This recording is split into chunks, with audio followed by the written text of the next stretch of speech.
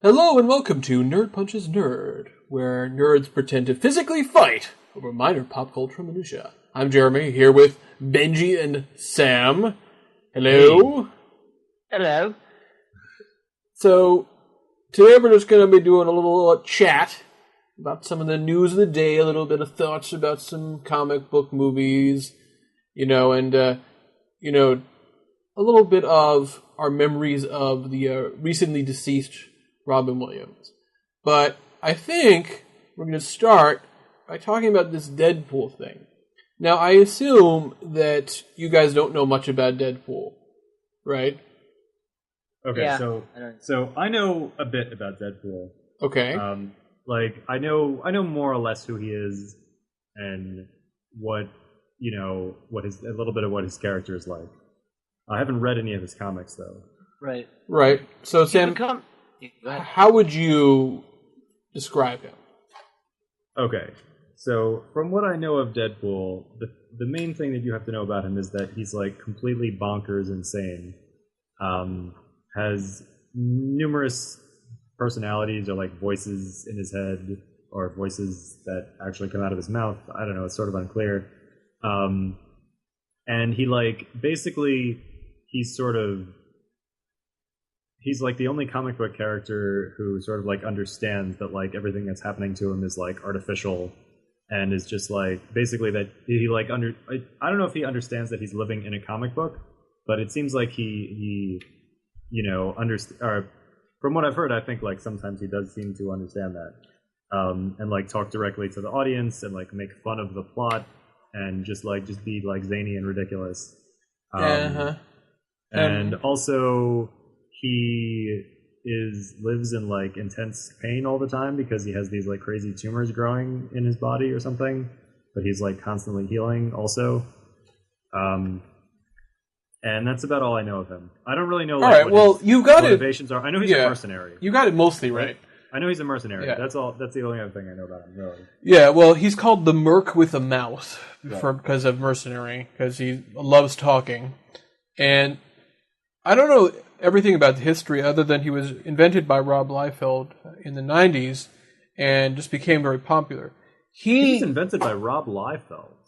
Interesting. Who is that? He's just a famous comic book artist, often known for his very weird proportions at certain points, like really badly done anatomy. But he's known for drawing like ridiculously over-muscled, over-armored, over-armed sort of characters, who are always like very intense and extreme. Like this is like big in the 90s. Right. So Deadpool sort of fit in very well there. He has very similar powers to, say, Wolverine, in that he can heal, and he also has, like Sam was saying, some injuries that are constantly there. And supposedly he like lost his face or something, so he can't die, but he looks like horrific, so he always wears a mask. And basically, Sam was sort of saying like there's this whole thing about talking to the audience. Basically, he does break the fourth wall.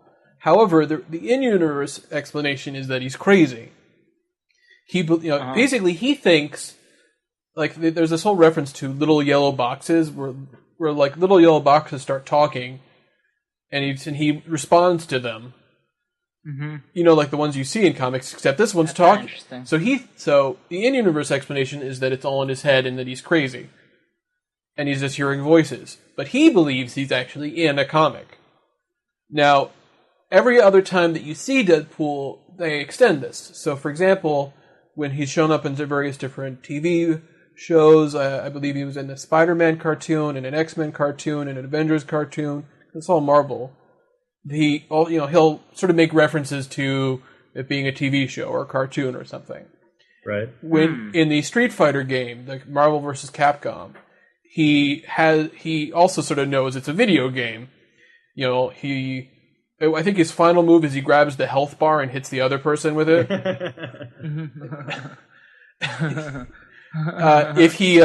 If you lose, he says, "Oh, you should have done better." That kind of thing. And like, for example, in the Lego Marvel superhero game, which I think I told you a little bit about, he basically he shows up, like, he'll, as you're doing, like, loading screens, he'll, like, show up in the loading screen. Cool. Yeah, and, like, you know, it's that kind of thing. So, Deadpool was a character first in the movies introduced in the X-Men Origins Wolverine movie. Really? In which he was played by Ryan Reynolds. And, you know, when you think about it, it's kind of like, okay, I could see that. Yeah. You know, he's got a good way of talking, like the smart mouth thing. It's better than Green Lantern in a lot of ways, or at least the version of Green Lantern that we got. But one of the problems is that at one point in the movie, they basically sew up his mouth. So it's like, well, part of the fun part of Deadpool is that he's a jerk. And if he can't say anything, you're sort of making it less interesting. He just becomes like a standard. Like, if you remember from X-Men 2, there's this character named Lady Deathstrike. Yeah. Played by Kelly Hu, who just had... Yeah. She was like a female Wolverine, sort of, except it came out of her fingers.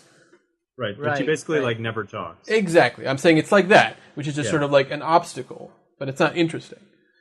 There are a lot of problems with X-Men Origins Wolverine, and that's just one of them. So, they originally planned to have a Deadpool spin-off, but movie but here's the thing. Did so poorly. I knew all that, and, like, what's funny about it is that, like, if you asked me to name one actor that I think would, like, best be able to play Deadpool, I would have picked Ryan Reynolds, probably.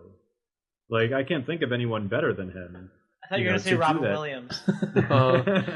Well, that would be interesting, too. But in the case of... So, the stuff I showed you... Robin Williams, I guess if he, Robin Williams, like, 30 or 40 years ago. Right. So, this leak footage that you guys saw, it's an interesting thing what happened. Basically, a couple years ago, there's this studio called Blur Animation Studio. They're like a special effects CGI type thing. They came up with a concept video for a proposed script, which does exist, but Fox decided not to make it. And Rob Liefeld was in on that part because he, as a creator, he gets a little bit of input, and he got to see the script, he got to see the test footage. It was all CGI, but Ryan Reynolds played the voice. So a very grainy, not great version of the footage first shown online a couple weeks ago.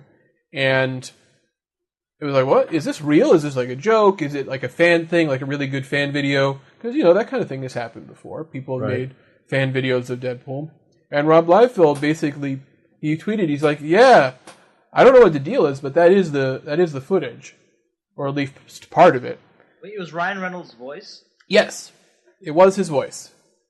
Okay. And then, it's sort of like weird how it happened, but then Blur put out the video, or somebody leaked it, or what they say is that somebody hacked it out of them.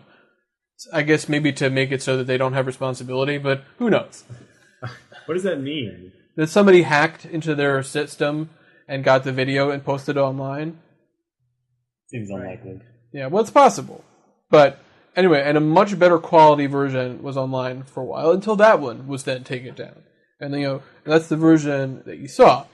Uh-huh. But as you could see, if you I don't know if you were able to tell, but it was all CGI. That was not real.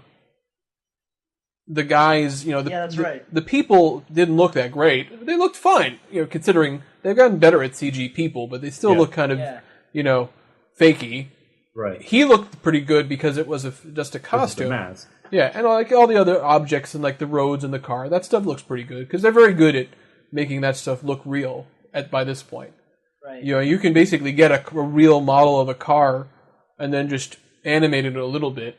So it's essentially almost the same as having a real car because you can make it photorealistic. With people, it's a different story, of course. But there is a not that well sold Deadpool video game which I didn't buy, but I watched some videos of people playing it online. I was like, this seems all right. Oh, yeah, I've seen a little bit of that game too. It just seemed very not interesting to me. So to actually buy it, like I watched some of the videos and although some parts seemed kind of funny. Like, I think in the beginning of the game, he gets into a conversation with the voice actor who plays him. Like, he calls him on the phone. He's like, hey man, you gotta play... How come there's no game of me? He's like, oh, I don't know, I guess that's a good idea. Something like that. And I thought that was kind of clever, but then, it seemed like the game kind of got samey. Like, he just, which is a problem with a lot of adaptation things, is that it's hard to come up with clever ideas. It's also the style of the game, because that game was kind of a, like, hack and slash. Exactly. Or, I'm not sure what the exact term is, but it's the style of game tends to be kind of repetitive. And they could have made a different genre of game, but that's just what they chose to do. So, I've heard rumors that Fox is going to try to make an X-Force movie, and they'll just have Deadpool be a part of that, which I guess would be a way to do it, because, I guess the problem with Deadpool is that it's the same problem with Hercules, that rock movie that came out recently, is that it really should have been rated R. And if Deadpool isn't rated R, it seems like it's definitely not going to be as good. Because, he's supposed to be a jerk, he's supposed to be cutting people up and shooting people, cursing. And you could do some of that with PG-13, but you can't really do... It's one of those, like, weird things, like you could curse, like, you can mildly curse, like, 10 times, and you can seriously curse, like, twice. And then there's some things... It can't be more than 2 fucks. Right. Exactly. And there are some words you still can't say, like the C word, if you will. You cannot say in a PG-13 movie at all. And I remember in the director's comedy of PCU, they mentioned that they changed one instance of the word fuck to something else. I don't know, suck or something like that, because they were like, you're only allowed to have one fuck to keep your PG-13 rating. So they had to change one of them and like leave one in. They only had one in the whole movie. Now, I think it is true that if you hear a lot of bad language, it does get in your head a little bit, but it just sort of seems arbitrary. Like, what is 2? Why not 3? Why not 1? I don't know. Yeah. It's just like, who knows? Well, I will say that when it does happen in a PG-13 movie, there's a little more impact, you could say. I think that's true, but that means maybe it's like worse. There's also a lot of politics that goes into it. Well, that's true too. Where movies like big studio movies get away with more with the equivalent rating than like an indie movie. And it sounds like I'm just like being a conspiracy theorist, but like there have been actual studies that have shown that like, the equivalent number of objectionable instances of whatever. Like, don't forget, this isn't in a small studio movie is more likely to get a higher rating, and a big studio movie is likely to get a lower rating. Well, don't forget, the MPAA is not a government organization; it's a private group that self-polices movies. They don't have to tell people how they do it. There can be they can try to have some kind of responsibility of some sort, but they don't have to say anything. But I've actually heard, the story about the PCU, whatever, used, only one time using the word fuck, putting that aside, I've heard other stories of people who made movies who were very frustrated because they would make a movie, the MPAA would give it a rating, and then they would see, well, what if we cut it a little bit differently, and we'd send it back to them, and then maybe they'll give us a different rating, but basically complaining that they got very little guidance from the MMPA, about what exactly they could change in order to change the rating. It's more just well, no, there's too much, so you need to make it a little less. But how much less? Send us another cut. Right. Well, it's gotta be annoying. It's like a weird thing. I just saw Expendables 3 at a screening last night, and the first 2 of those movies were rated R. But I'll be honest with you, the truth is, although it was a little, I imagine it was probably a soft R. Right? It was a little brutal, but the truth is most of it was digital squibs because they didn't, want to have the money, or maybe they didn't have the money for real ones. So instead it was kind of not great digital squibs. You know what I mean by squibs, Benji, right? No, I don't. A squib, those are little blood packs with a little explosion, thing, like a very tiny bit of explosive that goes, so it has a blood pack and a little detonator thing, and it blows away. So it shouldn't hurt you, but it's enough to blow up the pack. And they've used those in movies for, forever. Yeah, in more recent times, they use these other ones because, it seems to be cheaper, especially if you cut corners. And it doesn't require, and it's a little bit safer. And obviously, then you don't have to worry about buying the squibs either. So I'm sure the actors like it better because then they don't get messy. That's part of it also. Especially in a movie like like the Expendables, where you're talking about a lot of actors that have like very big egos and don't necessarily want to work very hard. Well, because they're already like they don't get hit. The main actors aren't really getting hit. In fact, the funny thing is that in Expendables 3, the only time that there is ever a real squib, and it's PG-13, which is what I was going to get to. Expendables 3, the only time that you see people actually get real squibs is for the heroes, which is almost never. Everyone else gets like nothing. And in Expendables Part 1 and 2, they had entirely digital ones. Ones that, if you don't realize at first how bad it is, you don't realize it's bad. And then you sort of, once you notice, you're like, oh, that's pretty bad. Because it doesn't line up correctly.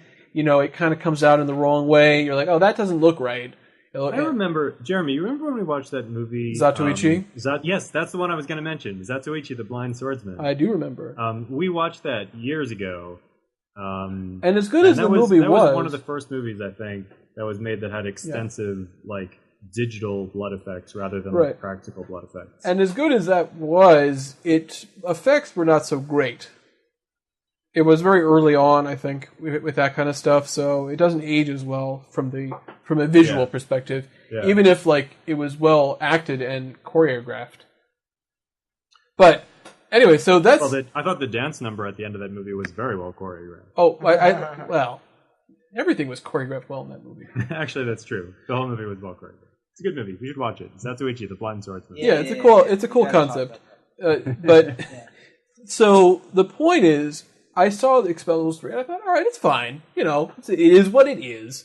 I don't really... I mean, it is a little weird sometimes to see, like, people getting mowed down and not seeing, like, any blood coming out, especially after you've seen things like Game of Thrones, where they really make sure to show you it, or even things like Quentin Tarantino stuff, where he goes overboard. Yeah, with it's just everything. There's a pools of blood. It's like, oh, this guy has 700 liters of blood. Like, geysers of blood, like fire hoses. Not only does he have like a metric ton of blood, he also has like serious hydraulic pressure going through his veins. Like, wait, but it started with Kill Bill, right? Well, that was specifically dramatic. Yeah, that's true. But he's off, you know, even in like Pulp Fiction. Django had quite a good deal of blood too. I mean, Kill Bill was especially stylized with that stuff, but he likes to use real stuff. And it's just one of those things, you know. I would think that a Deadpool movie would have to be R to be better, but not to say it couldn't be PG-13. I just don't think it would be as good.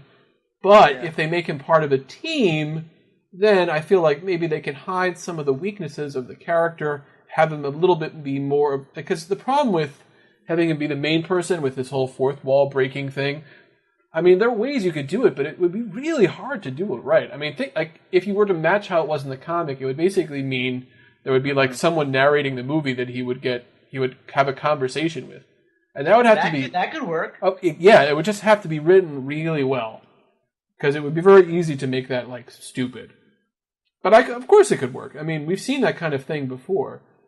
I mean, there's a lot of things that have that kind of meta humor, so I think it's possible. It's just a difficult thing. All right.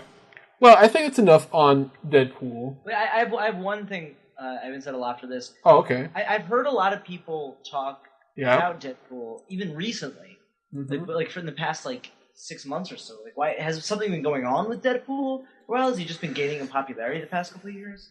Like, I see a lot of people with especially like I've seen like a lot of younger people, like people in college, high school, things like that, like wearing Deadpool shirts.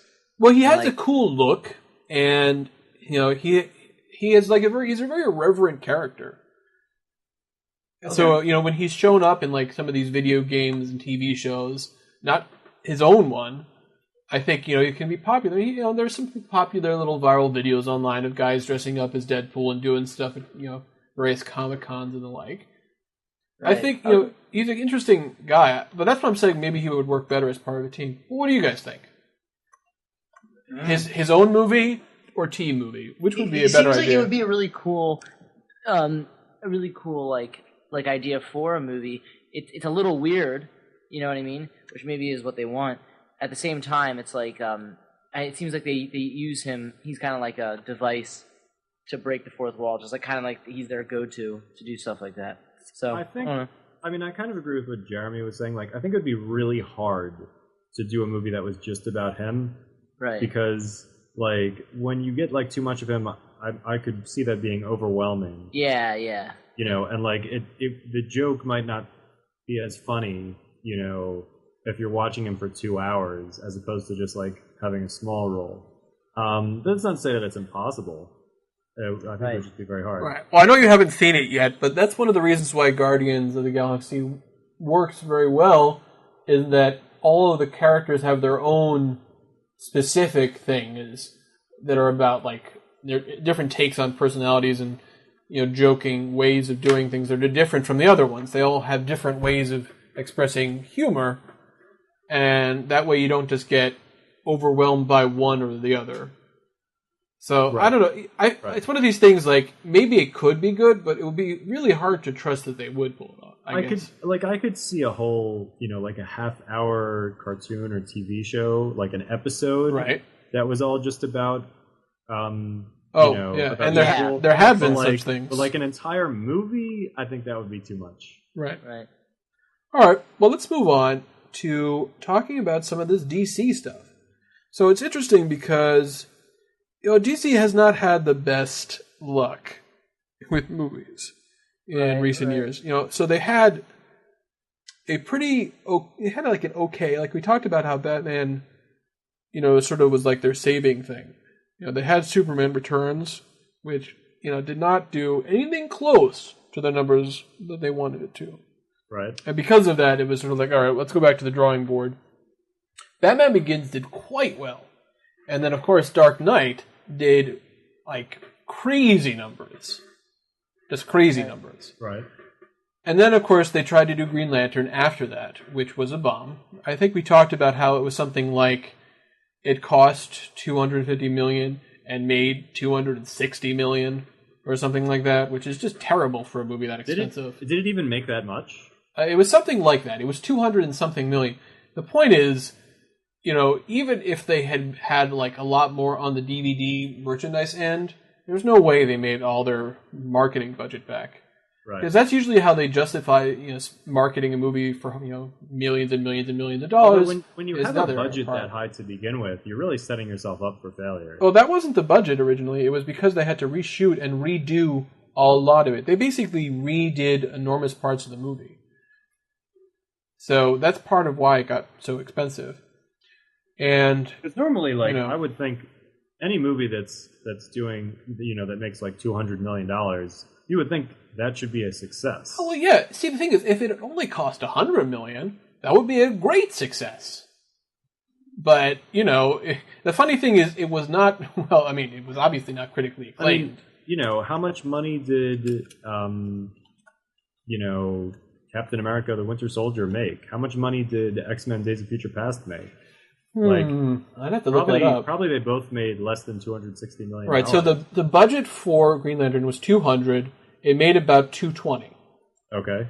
So, the X-Men Days of Future Past, I'll look that up. Days of Future Past, let's see, it had a budget of $200 million, same budget, but it made $740. It made $740? Yeah, it's actually one of the more popular ones. That's way more than I thought it made. Yeah, How did it make that much money? It's like twice as much as X-Men First Class. That's crazy. It's part of it is that it earned an enormous amount internationally. Oh, internationally. Okay, sure. Oh, Why? so the number 500 million around the world. The number you quoted for Green Lantern, that was total US and international combined. Yeah, I'm afraid so. Oh, okay. So that now I understand. Yeah, okay, that makes more sense. Yeah. Because I was just thinking like just US box office. Right. And Days of Future Past only made $350. It also had a lower budget, but, you know, still. Now, as for Captain America, let me look that one up. So, that one had a budget of $170, made $713. Right. Which is still quite good. It's you know, so it's a lower budget, but almost the same box office as X-Men. Right. So that's pretty good. And still, you're talking about, you know, it made like over 3 times as much back as the budget, the initial budget, like 3.5 times, something like that. Yeah, well, see, that's the trick here, because when you're, like I was saying, the marketing costs are very high, but then they have like merchandise and what they call the back end, like DVDs and stuff like that, and potentially advertising promotions and so on. So right now, with the Guardians, for example, its budget was 170, but it's already made 330. 330 US or 330 total? Total. Okay. And it's not out of the theater yet. Now, I don't know how... It's only been in the theater for 2 weeks. Yeah, it's gonna make plenty more money. It's been doing very well. So, but I'm just saying, so like when you look back at like, Superman Returns, whatever, it wasn't, who cares? Now, Dark Knight Rises did fine. But it wasn't the smash that Dark Knight had been, but still good enough in terms of money. And I liked it fine, even if I didn't think it was great. I mean, I talked about how I thought it sort of failed its potential. Of course, I gave it a really, a clickbait title by saying it just failed. But, come on. You have to do that. But at the time it was made, it was the best superhero movie that had been made yet. Right? Dark Knight Rises, Sam. Oh, The Dark Knight Rises. Oh, I thought you were talking about Batman Begins. Though. Oh, well, Dark Knight Begins is still great. Okay. Yeah, like Batman. It drags a little bit at the end, but its beginning, its first half I was is... confused. I thought you were talking about Batman Begins. Yes, Dark Knight Rises, not as good. Yeah, the first half of Batman Begins is impeccable. Yeah. Yeah, but it drags a little bit once he gets back to Gotham, but... I think it's still a great movie. You're talking about Batman Begins? Yeah. Now, Dark Knight Rises had more problems, but then of course there was Man of Steel, which I know you guys have not seen, and I feel like it would, at some point you should see it, just so at least we can talk about it. I don't think it was terrible. Right. So that's one of those things where it's like some people hate it. I will say, although I haven't seen it obviously, but casting Kevin Costner as Pa Kent, genius. Well, the casting just like a brilliant casting. Well, right there. in any way, there's no casting problems here. Any of the problems that I have that I think people say that the movie has that I agree with, casting is not one of them. Although some people, they're always outliers. But in general, I think that casting isn't the problem. But that movie, it made like $670 million, and it had a budget of $225. Okay. Which is, it's good enough. That's successful. Yeah, it's good enough. They're definitely not a great, great success, but it's successful certainly. Yes, it's enough to say, okay, well, Zack Snyder, we'll keep you on because it did better than the Green Lantern anyway. Which movie again? Man of Steel. Man of Steel, right. So it did do pretty well. So now you have this, and then they pushed forward originally it was just going to be a Superman sequel. But then they're like, well, it didn't do as well as they thought it would, so now they thought, let's bring Batman into the sequel. It's going to be a Batman versus Superman movie. And last year's Comic-Con, not this one, but last year, they had Harry Lennox, who played one of the generals in the movie, and he played on Dollhouse. He was Echo's handler, if you remember that guy. Yeah. He was Echo's handler. Yeah, the guy who turned out to be a villain at the end. He looks kind of like Chiwetel Ejiofor, sort of. Right. Yeah, I see what you mean. The guy who they brought on, he was like a ex something. Yeah. Op or something like that. Right, and he was good. He did. He has a good way of talking. He has a cool voice. Anyway, he got up in front of Comic-Con last year, and he read a passage. Reminds me a little bit of Dennis Haysbert, actually.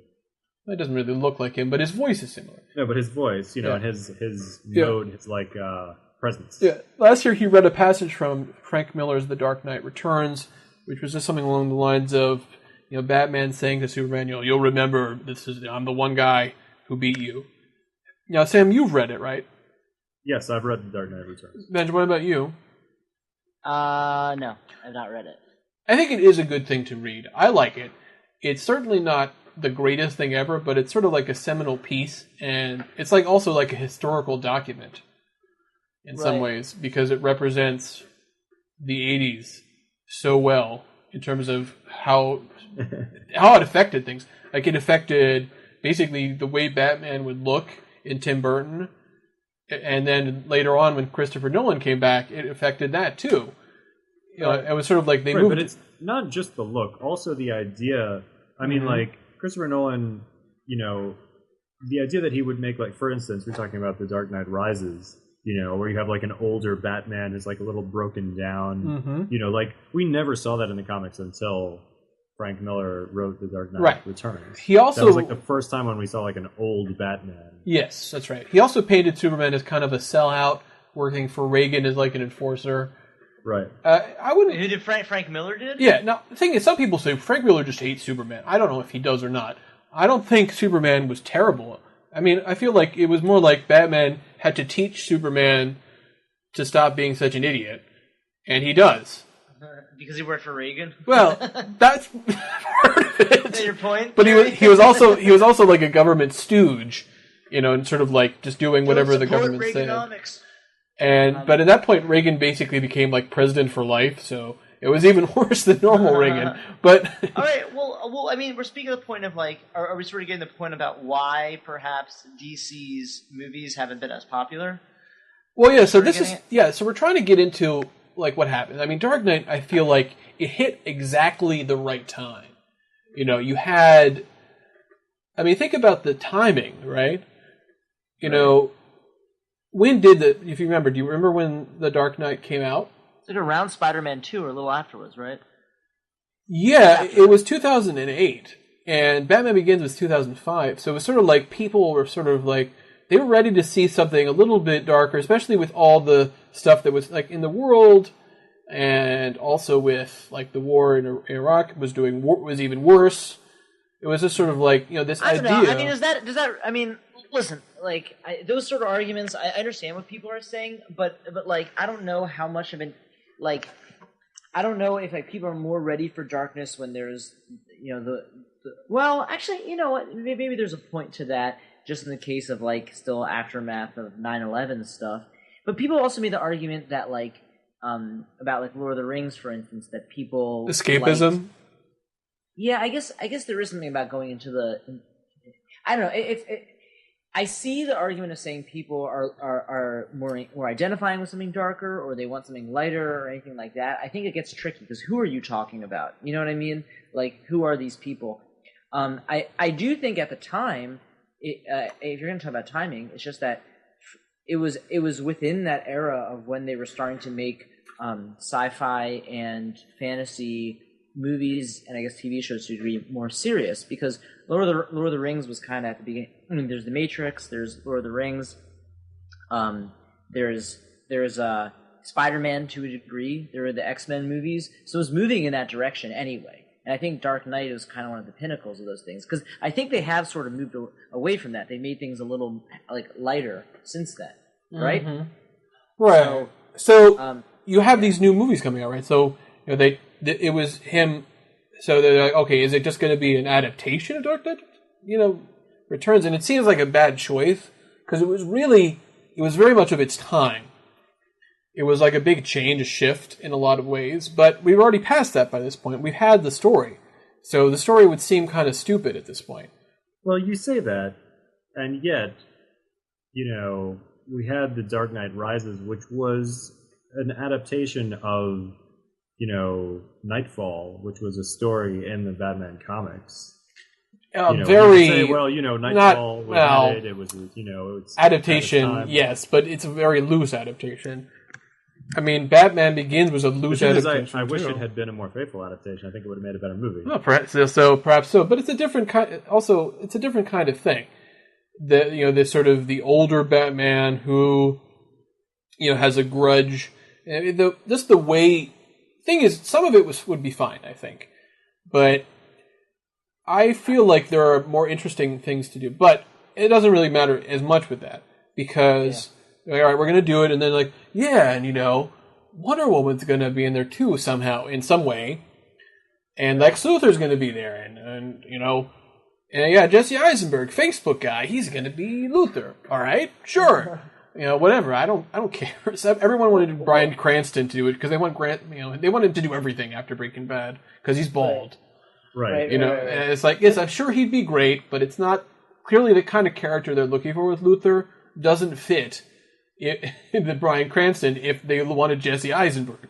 Right. I'm just, if you think about it, so you want like a fast talking, youth character that's kind of maybe a little bit of a jerk and not like, an imposing, interesting guy that would like Bryan Cranston could play. But it's a different thing, it's a different take. I don't like prejudging this kind of thing.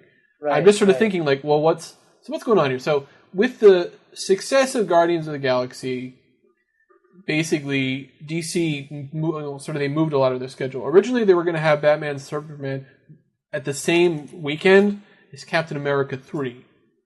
Now, they moved it to March, which is when Captain America 2 came out this year. So what it basically means is it can still be a successful weekend. The truth is, I think that it was that one of them had to move because it's a stupid idea to try to have two popular movies the same weekend because you're just going to cannibalize each other because people don't have unlimited money or time. Right. So you might as well, give yourself both room. You'll both make a lot of money. So, I mean, yes, people say they backed off, but who knows? I mean, maybe if they waited longer, Marvel would have. It doesn't really matter. It's just not good business to really go head to head like that. So it's good that they're doing it. They also announced a whole bunch. We're having 7 other movies, and we really have no idea what they are. They've talked about how they wanted to have a DC. You're talking about? Yeah, they want to have obviously a Justice League movie and another Superman movie. So they're going to have 7 movies, but they haven't announced that one of them is going to be a Wonder Woman movie. And they have not, and they should, except that they've said that they don't know how to do it. Because her backstory is too confusing. They don't know how to do it. Her backstory is too confusing. Listen, Joss Whedon wrote a script, which I'm sure was great, but they decided not to do it. Marvel made a Thor movie. Isn't his backstory confusing? Yeah, well, whatever. So, so here's a story. Fox made it X-Men Origins. Who has a more confusing origin than Wolverine? Yeah, that's true. So I just want to bring up one last news item, and then we can just decide how we feel the movie is going to be. So recently, Jason Momoa, Khal Drogo, was cast officially as Aquaman, and we know The Rock is going to play somebody. Oh, cool. Oh, The Rock versus Jason Momoa. That's pretty awesome. He's probably going to play Captain Marvel or Shazam, which I think could totally work because Captain Marvel basically, which is funny because there's although really he should probably play Black Adam. Perhaps he could play a villain or a hero, but think about this. Think about this, Sam. You think all Adams are black? Let me explain why I think this. Because Captain Marvel is basically a little kid that gets this secret word Shazam that turns him into a super powerful adult.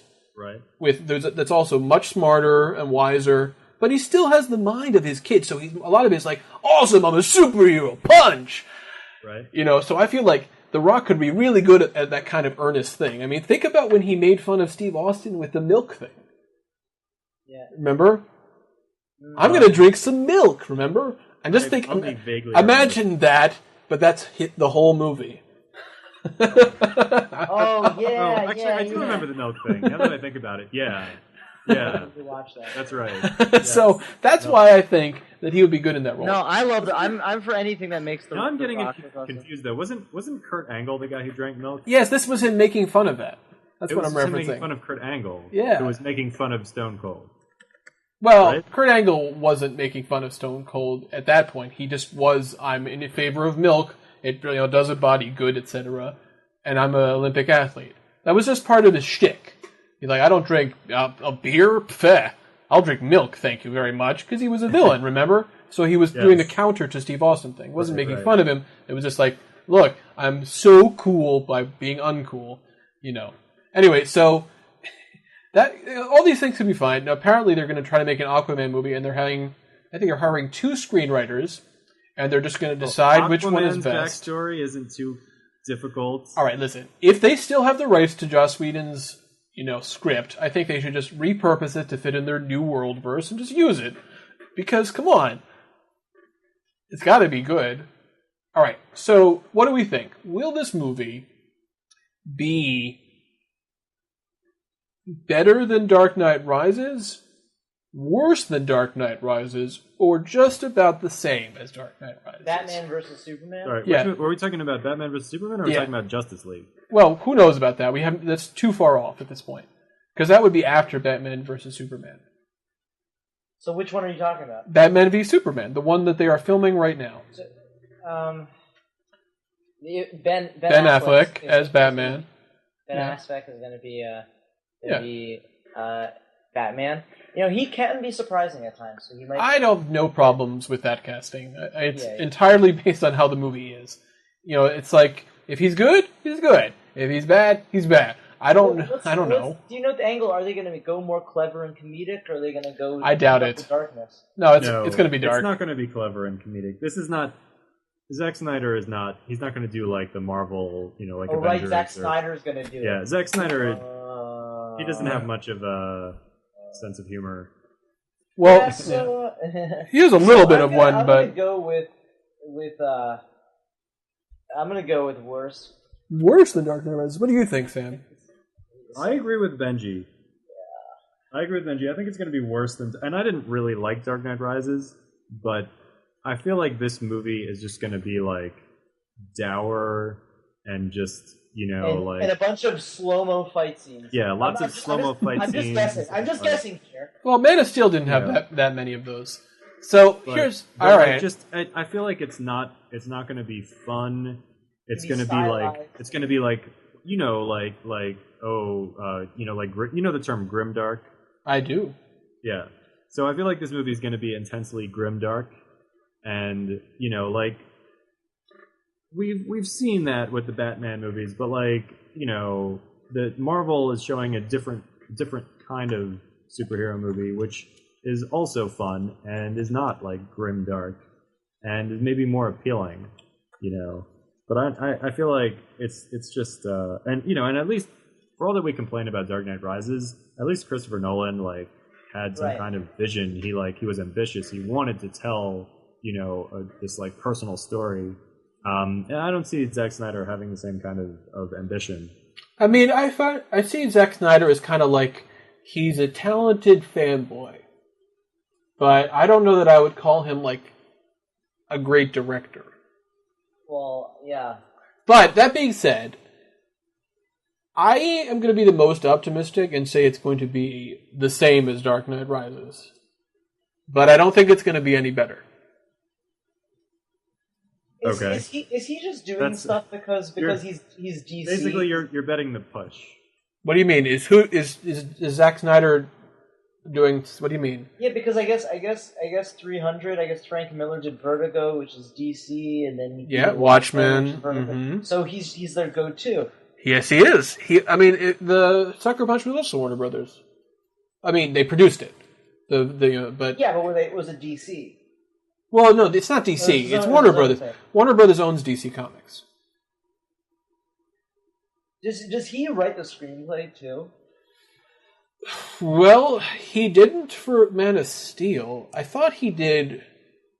He might have for Sucker Punch. I'm trying to remember. I think Sucker Punch was Zack Snyder's. I think he wrote it. See, he co-wrote the screenplay, but he came up with the story. And with this new one, the story is by him and David Goyer, who I'm not a huge fan of. I mean, he did co-write on the Batman movies, but everything else he did I don't think is as good. But the screenplay is by this guy named Chris Terrio, and he's done almost nothing. Mm. So he did, but here's the thing though. He won an Academy Award for Argo, writing the screenplay.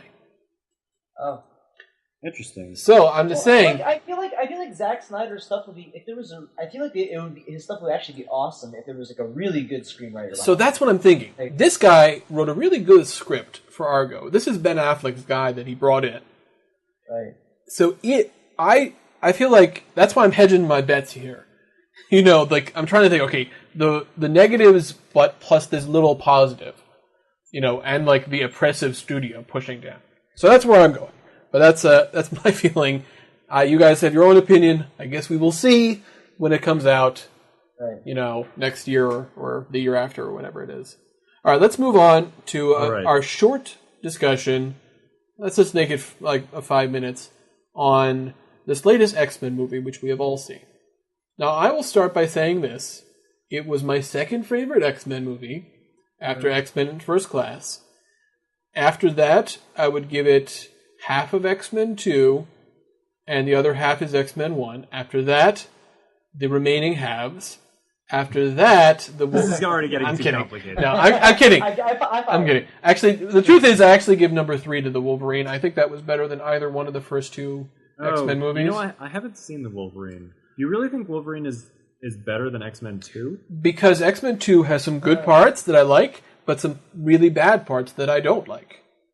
But isn't the same true of the Wolverine? Yeah, but it had fewer bad parts. Interesting. Okay, I should see the Wolverine. At least in my opinion. I've been kind of putting it off. Yeah, I mean, don't make it a priority, but I liked it. I think there's a director's cut out now. If you can, I don't know if it's how easy it is to get that, but I guess if you could, I hear it's better. And I didn't see that one. I saw the normal one. Right. But I still think, theatrical. Because of my issues with X-Men 2, I think it's a little overrated. And X-Men 1 is one of those, it's a great, oh, hey, look, superhero movies. And, right. and X-Men 1 really kind of brought superhero movies back. Yeah, totally. Right? After they died, after Catwoman and Daredevil and Batman and Robin and all that. Right. So that I have to give them credit for that. And they also had, for the most part, good casting. But one thing Bryan Singer never had was a real love for the characters. He didn't know them, which is fine. But he didn't ever really seem to really like them as he went on. He just used them as a metaphor, for gay people, which is fine. Draw from your own life, come up with an interesting story. I think try to connect, simplifying things a bit. Well, no, that makes sense with that movie. That first movie he had with Ian McKellen. He did, though. He did the gay thing, because that movie with Ian McKellen, which was a pretty good movie about that ex-Nazi. Well, in the movies. In the second one, he even uses the Bryan Singer movies. Yeah, the X-Men. It's not just a metaphor for homosexuality. It's a metaphor for the Jews. It's a metaphor for slavery and African Americans. Civil rights. In the comics, it was definitely a teenager race thing when it came out because it was the '60s. So that was but that was a little bit more of its time. With this one, they just used the Jewish story because it's more resonant, but I don't think that was anything... I don't really think Bryan Singer got most of the characters at all. I think Rogue had a decent one, but I don't even think it was that great. Because, he said, well, there's no way she would be this bombastic personality. She would have to be this, sullen teenager. It doesn't have to be. You could have come up with a way to do it. Right. The reason Rogue is like that is because it's her way of dealing with it. So it's a different perspective on it. I don't hate it. I just don't. The story, the Magneto's plan in the first movie was stupid. But whatever. I can forgive it for being one of the first of the superhero ones. His plan in the second movie was also terrible. It was, I'm going to murder all humans because this guy tried to murder all mutants. I'll just turn it around and kill all humans. That does actually seem like a bad plan now that I think about it. Listen, I understand why in the moment he might be I'm going to kill everybody else. Right. It seems like that would not necessarily be good for mutant kind. But to have every single human die. He didn't play it as angry, though. And we know Ian McKellen can play angry. So I don't really blame him. I blame the director and writer for not telling him to play it like someone who's furious that somebody just tried to kill him. Right. Okay, so that's why I put it like that. Anyway, the point is, X-Men 2 has some flaws.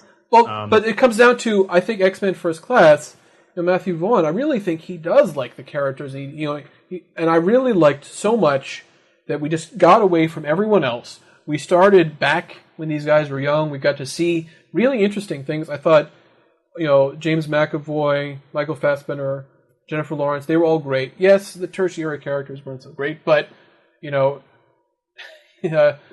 had the greatest character actor of all time, Boris the Blade in there.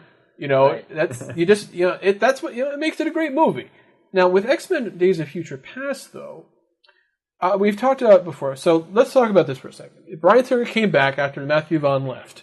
A lot of his original story stayed there. I have no idea what percentage, because no one's ever going to say. Well, not for any time in the future, but what do you guys think about the future part of it? Okay. I thought it was good at the beginning. The future part of it was a good way to set it up. There was some like kind of cheesy, campy things that were like, meh. Like when Magneto and Xavier are like, oh, why were we ever fighting? I mean, I know that's sort of behind it, and I think it is logical to think that they would eventually have that conversation. I don't think that's so crazy, but I just think it was kind of campy. So the future stuff, I think it worked. I thought it was better at the beginning. I actually don't even agree. I don't think the future stuff worked. I think that the only thing about any of the future stuff that was worth seeing at all was the stuff with Patrick Stewart and or Ian McKellen. Otherwise, they could have made an entire movie without any of that, and it would have been better. Okay. That said, I don't necessarily agree with Jeremy that I liked First Class better than Days of Future Past. I definitely like Days of Future Past better. I kind of go back and forth on them, but I think even with not liking the future part of Days of Future Past, that I still think it's probably the best of all the movies. Of all of them? Of all the X-Men's. Wow. I haven't seen X2 in a long time, but I think I like that one the best. Because we can point out all the flaws of Days of Future Past, but First Class had some flaws too. True, it sure did. I wasn't none of the villains had any personality at all, except for Kevin Bacon. Well, yeah, that's true. It was just like Kevin Bacon and a bunch of nobodies. Yes, but of course you can always poke holes in it. It's really more about whether or not I feel like it worked in general. Okay, so here's my positives about X-Men Days of Future Past. The main guys, James McAvoy and Michael Fassbender, were both very good. Totally. Right. That stuff was great. No question. And young guy playing young Beast. I can't believe I'm forgetting his name. Oh, Nicholas Hoult. Right? That's right. And who's dating Jennifer Lawrence, or was dating Jennifer Lawrence. I think he broke up with her because he couldn't handle that she was too famous. Or I'm sure we know exactly what happened. Well, that's just what the gossip people are saying. No, I mean, I feel like that's legit. Well, he's not nearly as famous, so he's not nearly as famous, and she's one of the most famous people in the world. Elvis Presley famous. Yeah. Well, exactly. She's like Angelina Jolie, George Clooney, that kind of famous. I can see how that would actually be not fun at all. Right. So that's part of my problem, is that she didn't have enough to do in this movie. Part of this is that Bryan Singer always was terrible with Mystique, even from the beginning. And this is more of he shoehorned in the stupid Mystique character from the original X-Men movies into Jennifer Lawrence's and Matthew Vaughn's far superior and more interesting one. And finally, you got a little bit of that at the end when they actually started discussing things. All right, we should say, yes, there's spoilers here. Sorry. Spoilers for X-Men Days of Future Past. But, I'm just saying I feel like, she was barely there. At the beginning she had this little sort of escape scene thing, but then it was just pushing the plot forward. She didn't really have anything to do. I don't agree. I think that she was important in the movie. And she wasn't in a lot of scenes, but the scenes that she was in, some of them were very emotional or whatever. She had opportunities to act, more so than the villains from First Class. All right, well, let me give you some other things. All right, I'm gonna stop harping. Let me give you some other things. The continuity makes even less sense now. That's part of the problem of trying to... Yes, the continuity makes less sense. The problem of trying to tie... But trying to tie... They did even a worse job. Right? It's so much more was put into this movie that didn't make any sense. So wait, Magneto was in this Pentagon prison. How did he get out the first time? Oh. How was Mystique caught the first time? I mean, how did she get out the first time? Who knows? This is all. It's just like it doesn't make any. How did Xavier become Xavier later? Oh, it does. It's just sort of like listen. The problem is if they had just made it its own continuation, I would have had less of a problem. But because they did this time travel thing, that's why they had this problem. Anyway, whatever. It doesn't bother me. Well, they basically like, how did he do this? How did he do that? I don't know. Whatever. There was some way they did it. They don't have to explain every friggin' thing that happens in the entire history of the movie. They don't have to do that. What I like that they did is that they undid the shitty things from the Rush Hour director's stuff. So that was good. You mean X-Men 3? Do you understand the words that are coming out of my mouth? Well, sure, they did get rid of X-Men 3, but still, I mean, come on. Just because they also got rid of X-Men 1 and 2. Whatever. Jansen's back. Whatever, it's cool. No, they 100% got rid of them. Confusing. They brought back Kelsey Grammer as Beast. I know, but whatever. That's awesome. We all love that. They said it was a cool cameo, even if now Wolverine basically has no memory of this new timeline, and it's going to be really confusing. Listen, that's totally normal for Wolverine. He never has a memory of the timeline. All right. No, he's good for that. I also that was just a nice little moment of just with Kelsey Grammer as Beast. He's like slept in because it just showed their relationship in a good way. How they're I agree with that. Now, the funny thing is, I think when it comes down to it, I'm still going to feel like there were too many problems, and for me to put it above First Class. Even with the problems First Class had, I just felt like it had more emotional feelings for me. I remember one scene where James McAvoy sort of helping out Michael Fassbender basically learn how to use his powers more effectively and turn the satellite, and he starts to tear up. That was really that hit me. I didn't have anything like that in this movie. Yeah, although it's funny that you mentioned that because I thought that the training montage bit in the first movie was one of the weakest parts. But okay. What's his name? Banshee? Yeah. And Havoc, and they're learning to control their powers and whatever. It's a cheesy montage. Yeah, but forget about that part of the montage. I'm talking about this part. I know what part you're talking about. And yes, Michael Fassbender can act. We agree. Yeah, I know. He was really good. So anyway, I feel like we should sort of wrap up what we're talking about here and get into our final topic. At this point, I think that we don't really agree per se on exactly how we think. I will give it my second favorite, but to me just it's my second favorite. So what did you guys stay to the end credit thing? Yeah. Yes. Wait. Yes. Oh yeah. Oh, we didn't discuss that. How could we not have talked about that? Well, that was amazing. Awesome. Apocalypse. Yeah. So Benji's a lot. I think the most. Apocalypse is my favorite villain ever. Right. So you're the most familiar, I think, with any of us because I wasn't really watching the cartoon at that point. I know he has 4 horsemen who are also mutants, and he's a really, really old mutant, and he was worshipped as a god. He's the first mutant ever. And he's immortal or something, or he can't. It's very difficult to turn him. He's the first mutant ever, right? And he had this interesting idea. I mean, he's kind of in a certain sense, it is kind of cartoonish, but at the same time, he's kind of legitimately. It's he is the ultimate, you could say, just egomaniac and power hungry guy because he really has a way to take over the whole world. That's the thing, and take over the universe. It seems more legitimate with him. I remember his whole plan. I don't know if they're going to do this in the movie, but his whole plan was to he had this orb that he had that if activated, something along those lines. If activated, he was going to be able to start time again, and it started so that he was the ruler of all of time.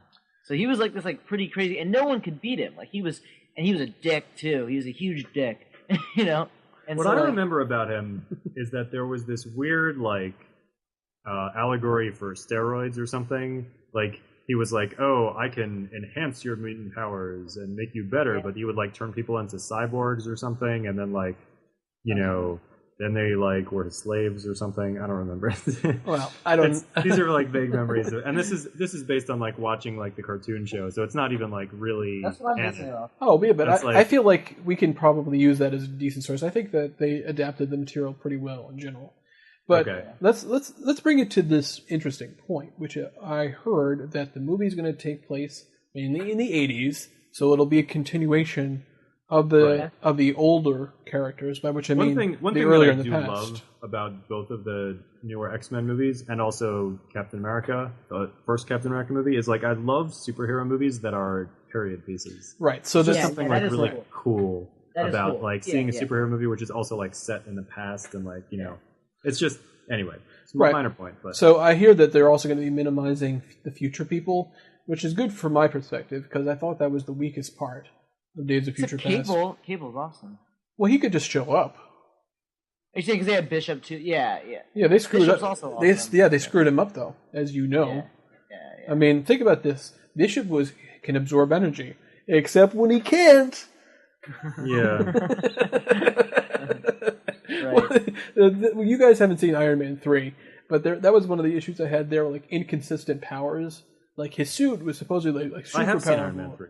Oh, okay. So you know like how his suit was like really powerful, except, you know, anybody could burn through it of those guys. Right. So it was very like plot convenient. It was exactly as strong as the plot needed it to be. There was all kind of things that didn't make sense in that movie, but we don't have to talk about that movie now. Yeah, that would take too long. All right, let's move on to our final segment, which is going to be sort of the memory of Robin Williams. And I sent you guys a little bit of an IMDb thing, and you can, so basically his career basically started just around 1978, which is when, and obviously this is before my time, but he was a sort of a guest character on the show Happy Days, you know, the one that took. Oh, when he appeared as Mork. Yeah, right? and just like on Happy Days before that's right. Mork and Mindy. And just like a lot of things, you know, he had a spin-off, which became Mork and Mindy, which was, you know, fairly popular. It ran for a couple seasons. Wow, and Popeye was... I didn't realize Popeye was that old. Not a good movie. I'm looking at IMDb right now. That's why, Benj, do you even remember that one? Yeah, I remember liking it, but it doesn't mean it was good. Vaguely. I was very young. I only have very, very vague memories of this movie. I found it insanely dull. So dull. So many... It was just the weirdest thing. Well, it was interesting how he didn't like spinach in it. That was part of that was the interesting thing. Well, apparently... Like he had to be convinced to like spinach. Apparently that's how the original was, or something like that. I guess. Right. I guess the director was being very hipster about Popeye. Now I'm wondering, like, who played the olive oil in that movie? Shelley Duvall. Shelley Duvall. She's very skinny, so it picture her. So that's what I'm gonna go look and see if I can like figure out who that is. Well, after that, there was this movie called The World According to Garp. Now, I haven't actually read that book. Have either of you guys seen that movie or read the book? I mean, it's a famous book. I have not read it. All right, so I guess we should probably talk about then Good Morning Vietnam. Do you want to go through like his entire career? No, just like interesting thing. Well, okay. Here's we each give our perspectives. Because I mean, when I first started, I feel like the first I ever saw of him was probably Hook. Yeah. You know, where he played Peter Pan. Well, I mean, Aladdin. No, that was after Wasn't Hook. Aladdin before Hook? No. Nope. Really? Yeah. You know, Hook was in 91, Aladdin was 92. Really? But then, of course, like right after that, Aladdin was Mrs. Doubtfire. And so that was like 3 years of seeing him in this kind of cool thing. After that, I didn't see him in anything I actually for quite a long time until I saw him make a cameo on Friends with Billy Crystal because they were promoting their terrible movie Father's Day. Which, I'm sorry, I missed The Birdcage, of course, and Jumanji. I forget about what I just said. Jumanji and The Birdcage. Jumanji, yeah, I remember Jumanji. Jumanji was great. It's fine, but then after that came fine. Like his actually good, like really good non-comedic role in Good Will Hunting. I actually haven't seen Good Will Hunting. Where he won an Oscar for that. I actually haven't seen either Good Will Hunting or Dead Poets Society. I haven't seen all of Dead Poets Society, but there are definitely like scenes from that they tried to show at like camps and NCSY Shabbatons and things like that. They're like really into that, you know. That's funny. Well, when they're not showing that crap. What's that Brendan Fraser movie? You know, the one where he's like Jewish and Brendan they Fraser discriminate against him in that high school. Yes. Oh no. School Ties. That's right. Ugh, I never saw that. I remember. So School Ties. At the time, people were saying it's how a classic of like Jewish summer camp and right. So at the NCSY. Okay, so the thing is, it's interesting because at the time, basically, people were saying like, "Oh, finally, he got some recognition." But if we're honest, he hadn't had a lot of really amazing performances before that really deserved to win the Oscar. He was good in The Birdcage. He was very good in Mrs. Doubtfire, and he was very good as the genie in Aladdin. But Dead Poets Society. Yeah, maybe that, but that was another dramatic role. It wasn't even a comedic one. So I don't really feel like it was quite the same. Am I crazy in saying that like when he played the genie in Aladdin, that was one of the first times that people even considered the idea of nominating a cartoon voice actor for an Oscar? No. Nobody was thinking about nominating anyone. Discussing that at all? Okay, I just made that. Well, I mean, I didn't know about that kind of crap at the time, but I can tell you, in retrospect, no one was talking about that. Nobody was talking about it? Okay, so that was one of his best roles. Aladdin was great. He was fantastic. I mean, I knew about Robin. Like, I had a sort of a limited view because, I mean, me being into Robin Williams, I was pretty young, so like my perspective on it is that people knew who he was, but I became aware of him as he was kind of in his a part of his prime to a certain degree. You know what I mean? Yeah, definitely. So I thought about him as like one of the most like. So it was weird for me how he sort of tapered off. How he had to, he was having these roles, but almost everything after that era of those three movies, Aladdin and Hook and Mrs. Doubtfire. Those were all like really successful. Or at least they were seminal roles of his. And then he didn't really have much that was big after that. But it's like people kept expecting that he had like his next big thing. Right. I mean, Flubber sort of was. Oh, I didn't even see that. Jumanji, I didn't see Flubber either. Jumanji sort of had a thing. And then, I remember Jumanji. And then Good Will like Hunting. people thought, Jumanji is going to be, Robin Williams is going to be amazing, and he was okay. He was okay. It was like a little bit disappointing. The funny thing is, I get what you're saying about like he had this like peak, and then he just sort of started to decline. Yeah, pretty much. And I gotta say, like as morbid as this is, like when I did hear about like is it confirmed that he committed suicide and all that? Yeah, and his wife said that he was starting to suffer from Parkinson's. Oh really? Oh my God. We didn't. I'm sorry. I don't want to. You're talking about something serious. Well, hold on. It's fine. Let me just. I'll just finish what I'm saying. It's kind of one of those things that's interesting because it's like I like somewhat wasn't surprised. You know what I mean, to a certain degree, because he always had this. He was great. He was very relatable in a lot of ways, or at least you could like feel for him. But there always seems to be this like tinge of like sadness, behind a lot of his stuff. There was kind of this like. Do you see what I'm saying? Yeah, I never. It was very public that he had bipolar disorder. Like that was known for years and years and years. People knew that he had bipolar disorder. Yeah. So, but it showed through. I think in some roles. That's the thing. Well, I never saw. Did you guys see a 1 Hour Photo? Because he played like a serial killer in that one. No, I've heard about that movie, but I haven't seen it. Right. I know he also was in Insomnia, which is I think the only Christopher Nolan movie I haven't seen. I didn't know that was a Christopher Nolan movie. Yeah, well, it was an earlier one for him. But that was like another dark role for him. It's like not funny at all. The funny thing is, so he was in this follow-up, I would call it, to Good Will Hunting called What Dreams May Come, which seemed to me to be more like... This is a follow-up to Good Will Hunting? Well, I say it because it was another dramatic piece. It seemed it was like Oscar-based. Because it's... I'm like, it's not a sequel. Thematically, it has nothing to do with it. Yeah, it was. It just I didn't like it. I haven't seen What Dreams May Come, although I did read the book that it was based on. Oh well, I have no idea if there's any connection. I just thought it wasn't that great, and it's about a guy who dies and he goes to the afterlife, right? Yeah, he was trying to get another. He's stuck in limbo, and then he's trying to get to heaven and stuff. Something like that. He doesn't. He sort of half dies essentially, because he has to go get his wife back, who is also half died. Right. Basically. So, no, I mean, obviously, he was later on this movie called Night at the Museum with Teddy Roosevelt, and he definitely had a lot of kind of interesting energy. I remember that I thought was very good, but when it comes down to it, Night at the Museum movies are terrible, and one of he's going to be in the last one too, because it's already been filmed. And also, like, Teddy Roosevelt should not be played by Robin Williams. Oh, why is that? I'm sorry. Like, Teddy Roosevelt was like the most badass president we've ever had. Yeah. I mean, the guy was just a machine. He was a Marine before there was such a thing as Marines. He was just he threw his weight around. He was just a badass. There's all these stories about him like kicking people's asses and stuff.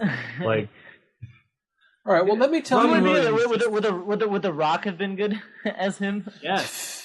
The Rock would have Finally, The Rock plays his true role, which is Teddy Roosevelt. Finally, The Rock has come back. Finally, perfect. You know what? That does sound kind of amazing. But I would like to talk about the last great performance I've seen from him, which was on an episode of Louie. That's right. Oh, before we talk about the last great performance, I just want to say my favorite performance that I've seen of his was not actually in a movie. Oh. It was an HBO special that he did, a stand-up. Right. I think it was from 2002, or let me go back to IMDb. If it's on IMDb. Well, you'd have to look for him as Self if you're looking for that. Oh, I see. Self. Yeah. Okay. Let's see here.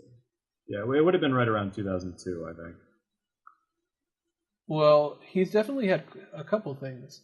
I know, because he's had a few different HBO specials. Oh, here we go. Yeah, Robin Williams live on Broadway in 2002. Mm-hmm.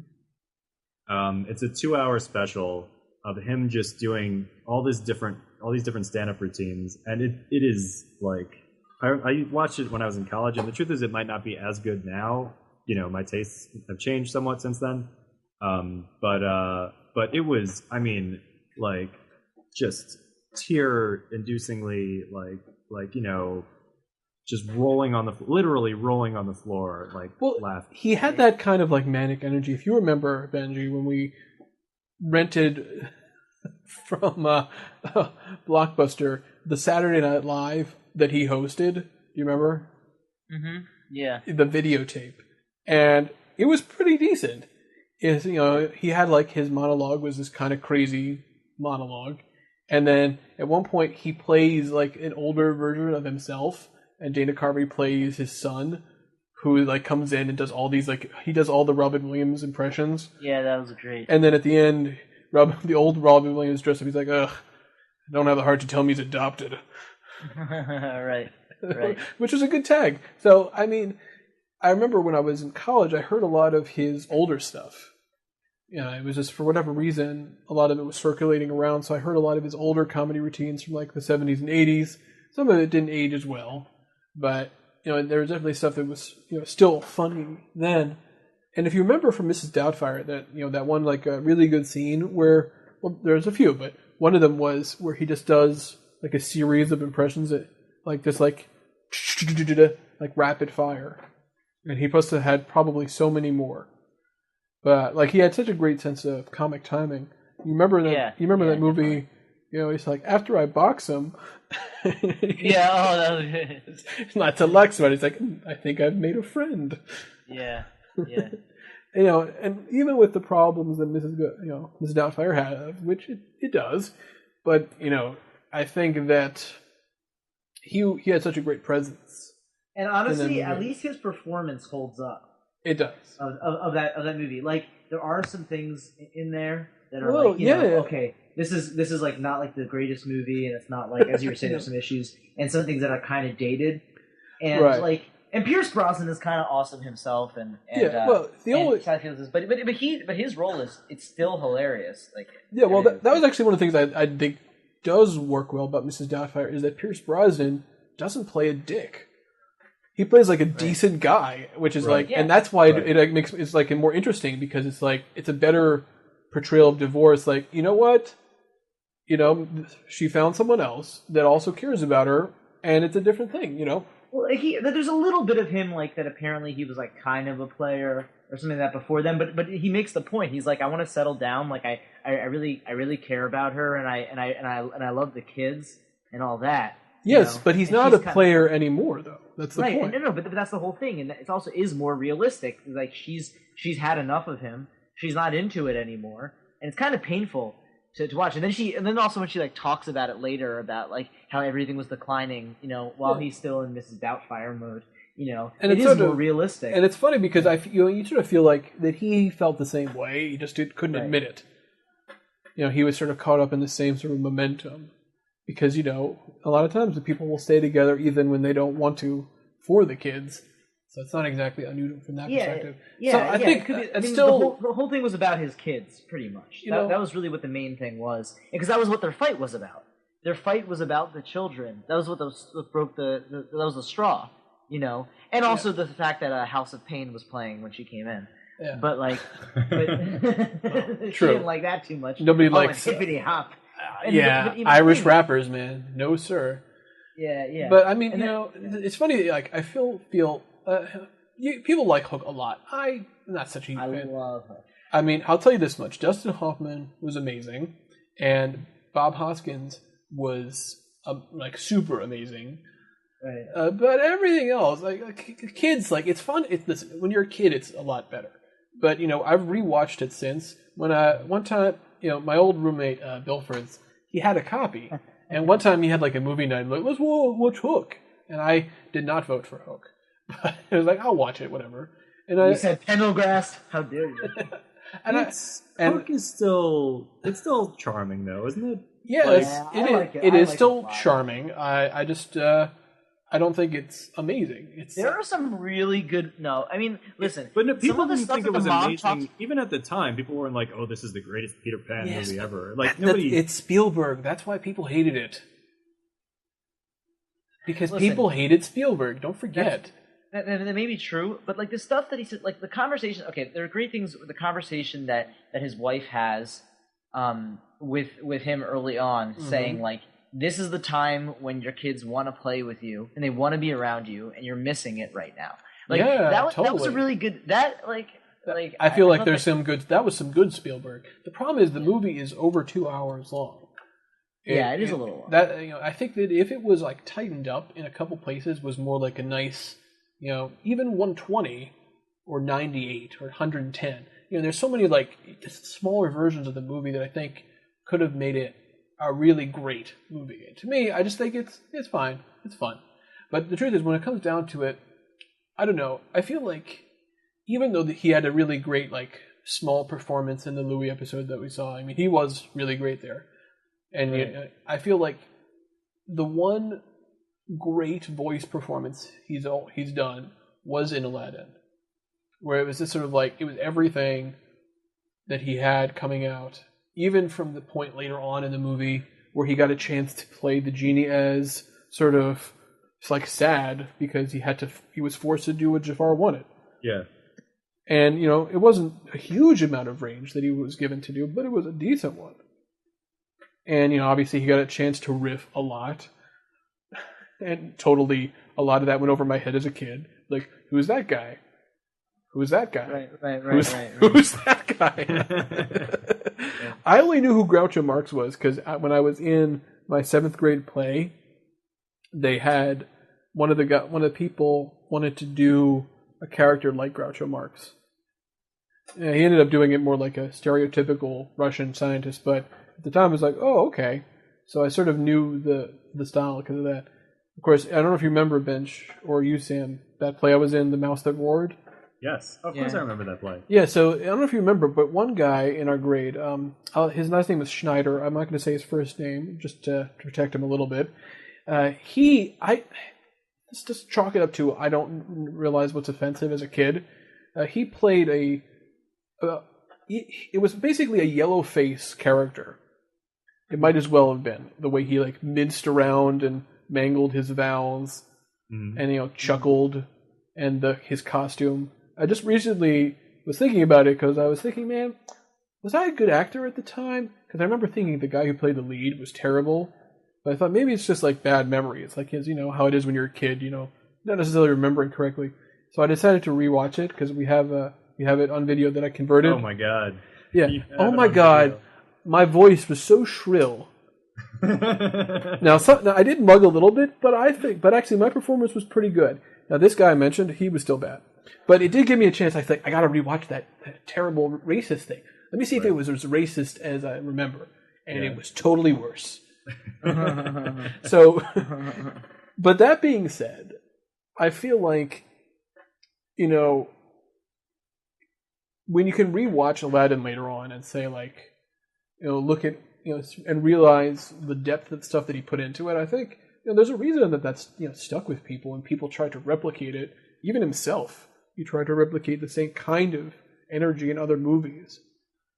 And let's not forget, he sang 2 songs in that movie? Well, let's see. He sang "Friend Like Me" and he sang "Prince Ali." He sang Prince Ali, right? That's 2. Yeah, he sounded awesome. Like those are classic Disney songs. Oh yeah, no, some of their best for sure.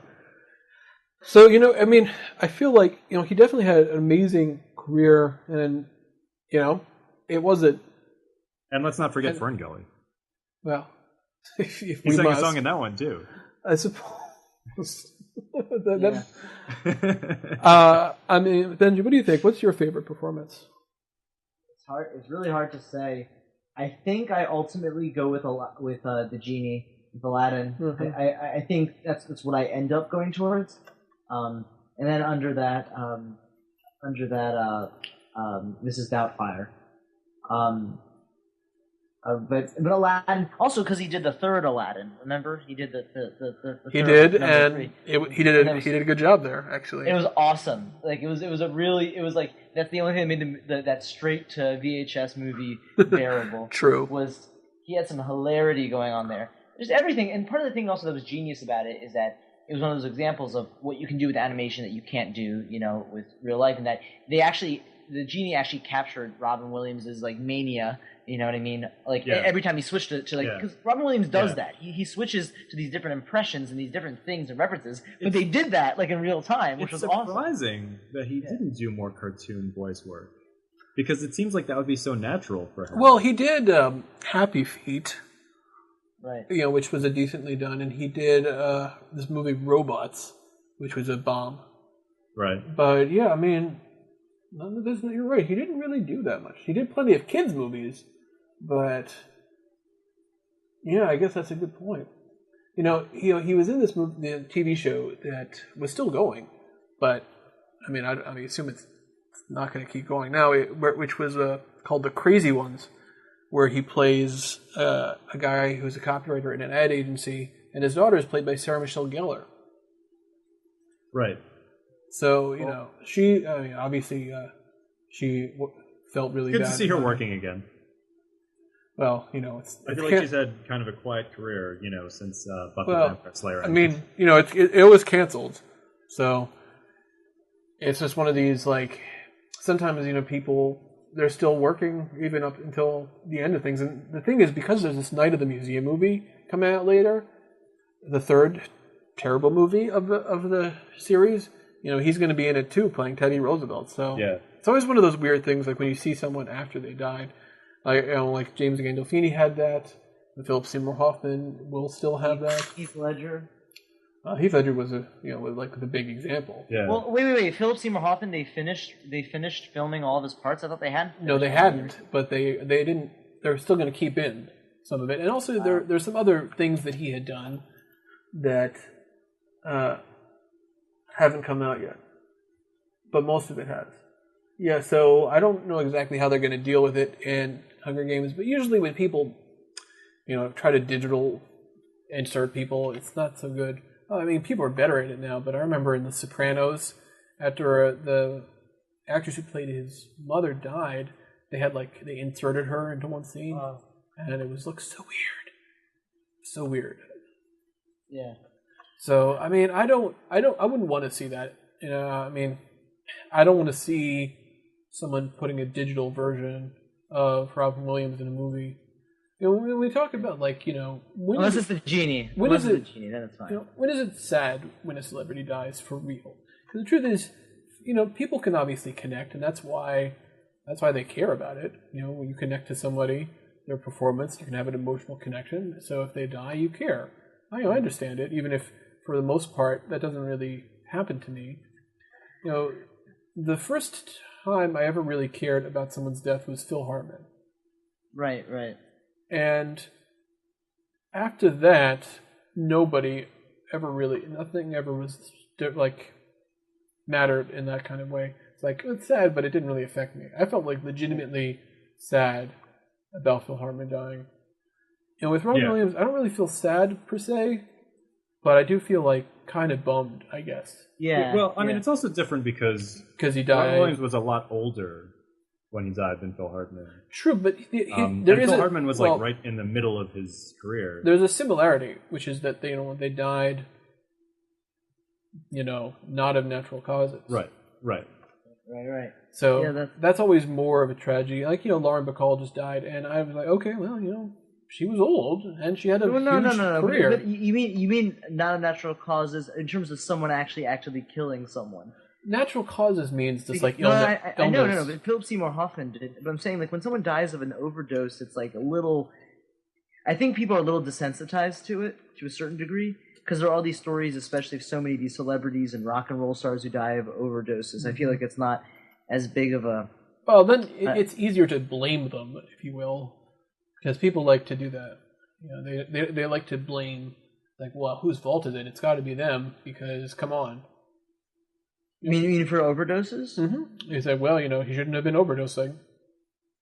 Yeah, I suppose that's the case. Same thing, like also just with suicide. So you think people are more sympathetic with like a suicide?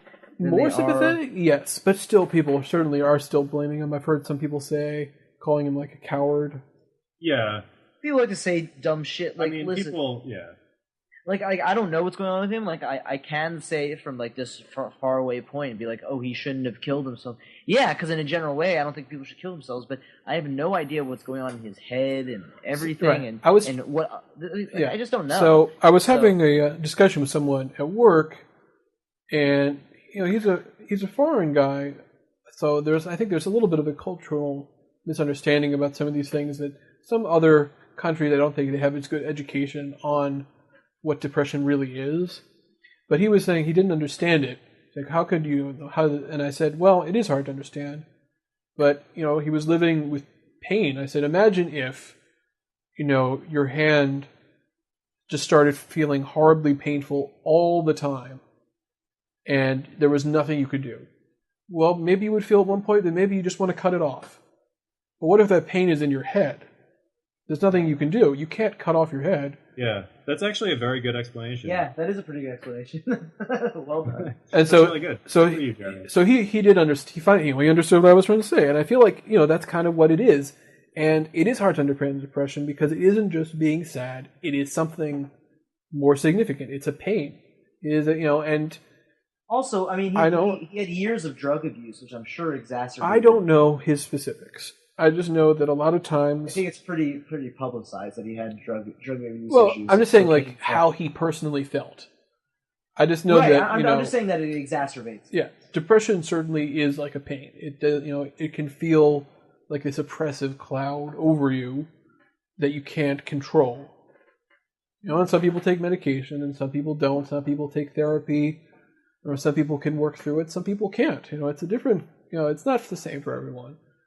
The additional thing that you sometimes realize is it's not always just the cause, but being in Hollywood and things like that, there are its own pressures and ups and downs, and things like this can affect a lot of people in a lot of ways, even if they don't have depression supposedly. You know what I mean? Well, you're right about that. I don't know if that was specific to Robin Williams. I mean, I don't like it. Once again, it sounds like a I don't want to say a sexy story, but it sounds like a very dramatic story to say he had this big peak and then he just kept like falling and things that weren't successful. Well, that's just not true though. For the most part, it's true. Well, he didn't. I mean, sure, but he was the 90s especially. He's never had the same huge heights he did in the beginning of the 90s. But he's been regularly working for years. I mean, like, look at his IMDb. Can you find 1 year that doesn't have at least one credit from him? I don't think so. Right. Yeah. And maybe not everyone is a huge payday. But I'm sure he did decently for his TV show. Yeah, it was canceled, but he still had it. He was in a, he was definitely working and had recognition. But he was on Louis, which is something. just because but just because you're working doesn't mean that you're able to get past this. But exactly. I just you're as you say, Benji, people will say all sorts of things. People are jerks. People don't understand. People want to try to hurt other people. They think it's funny. They might be sociopaths, or they think like it makes them it's a way for them to deal with feeling pain by making other people feel pain. You might feel like, oh, I don't like feeling sad, so I'm going to make fun of it. Right. Obviously, that's not everybody. I'm just saying, that happens. And he's also an interesting. It's also interesting because I think people's opinions can be divided about him because he's not actually an easy guy to peg down as being like a specific type of guy because he's like, for some people they're this comedy actor, this comedian, or some people this dramatic actor, or some people this action thing. He really did a bunch of stuff. He was kind of multifaceted. I mean, he was more on the comedy side when it came down to it, but he really was kind of an interesting guy, an interesting actor in general, an interesting performer because he did a bunch of stuff, in different angles, and he could handle it. Like he could do very serious, and he could do very to me, it's interesting that a guy who was known for being like a screwball comic actor also, had at least a couple of roles where he played like very dark, serious characters, that were just creepy and like not funny at all. That's range. That's like acting. Or just serious, dramatic characters too. He could do it like easily and still had. And the other thing about him is that he had a kind of humanity to him. Like you felt like he was your friend. He cared about you. You know what I mean? He was kind of like that. I think that's also what people identified with. So.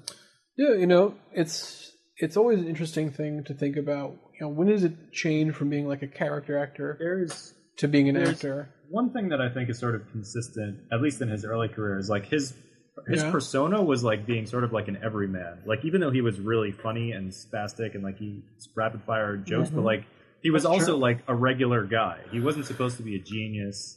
He wasn't. He was supposed to like, and so he somehow managed to like tie those things together. The rapid fire comedy with also just being like just an identifiable person, who doesn't seem like, like just out there. So it's it's not an easy thing to do. Yeah. I mean, even Hook, he was in every. Even in Hook, I'm thinking of like Hook, Mrs. Doubtfire. Like. Yeah. Definitely. Cool. All right. Well. I think we had some nice discussion. We got a chance to sort of share our memories as well. We talked a little bit about the movies earlier. I think this was an interesting conversation. Yeah. So until we meet again, nerd you later. Nerd you later. Nerd you later.